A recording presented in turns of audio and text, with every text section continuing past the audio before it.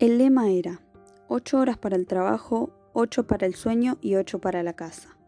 Pero nada de eso ocurría a fines del siglo XIX. Por entonces, los empleados en los Estados Unidos tenían que cumplir agotadoras jornadas de 12, 16 y hasta 18 horas. El 1 de mayo de 1886 fue la fecha que marcó un antes y un después en la historia del movimiento obrero organizado. Aquel día comenzó una huelga en reclamo de la jornada de 8 horas de trabajo. Los reclamos obreros no eran nuevos.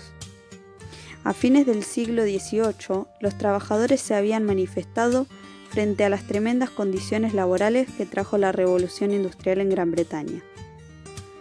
En 1886, el presidente estadounidense Andrew Johnson había establecido por ley la reducción de la jornada laboral a 8 horas, tras décadas de reclamos de los trabajadores, con cláusulas que permitían que esas horas se extendieran.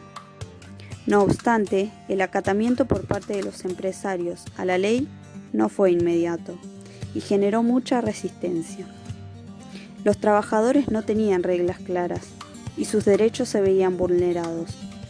En ese contexto, el 1 de mayo de 1886 se inició en Chicago, epicentro industrial de Estados Unidos, una huelga que se terminó expandiendo al resto del país. Comenzaron manifestándose 80.000 trabajadores y la cifra aumentó cuando casi medio millón de obreros se unieron al paro en 5.000 huelgas en todo el país. Tras varios episodios de represión policial contra los huelguistas, donde incluso hubo muertos, se convocó a una manifestación en Haymarket Square. Allí, una persona que nunca fue identificada arrojó una bomba incendiaria contra las fuerzas policiales, que mató a 7 policías e hirió a 60 uniformados. Las fuerzas de seguridad reprimieron con disparos, dejando un saldo de muertos y heridos entre los trabajadores. Aquella jornada pasó a la historia como la revuelta o masacre de Haymarket, que terminó con la ejecución de un grupo de sindicalistas anarquistas, bautizados posteriormente como los Mártires de Chicago. Por los graves acontecimientos, 31 personas fueron enjuiciadas por el hecho, el 21 de junio de 1886. 8 de ellos fueron condenados, 2 a cadena perpetua, 1 a 15 años de trabajo forzado y 5 a la muerte en la horca. El proceso estuvo plagado de irregularidades y no se respetaron las garantías de los acusados. La culpabilidad de los condenados fue realmente probada. Un año más tarde, en Illinois, se reconoció que el juicio no había respetado el derecho de los acusados y el gobernador perdonó a los sindicalistas que estaban detenidos. Fue en París, en 1889, durante el Congreso de la Segunda Internacional, Asociación de Partidos Socialistas, Laboristas y Anarquistas de todo el mundo, que se estableció el 1 de mayo como Día del Trabajador, para conmemorar a los mártires de Chicago.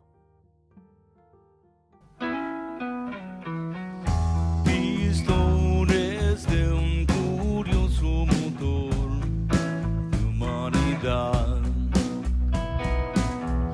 resortes viejos de este amor que van, memoria hostil de un tiempo de paz, sin paz, narices frías de una noche atrás,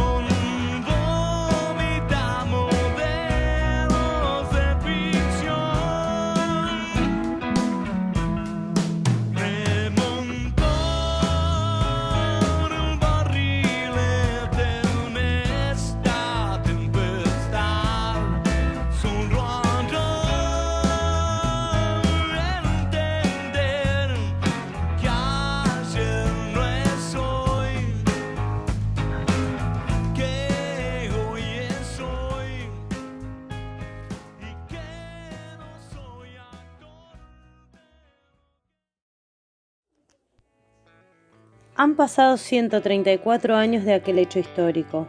Se ha derramado mucha sangre en pos del reclamo de mejoras laborales. Y aún hoy, en la actualidad, los trabajadores siguen alzando la voz para que esos derechos adquiridos no sean vulnerados. El trabajo dignifica, decía un gran pensador. El trabajo es salud, decía otro. Porque detrás de cada trabajador hay sueños, proyectos, historias y familias que quieren superarse día a día. Por los que lucharon en el pasado y a los que lo hacen en el presente. Por aquellos que todavía no lo consiguen, pero sabemos que aún es posible.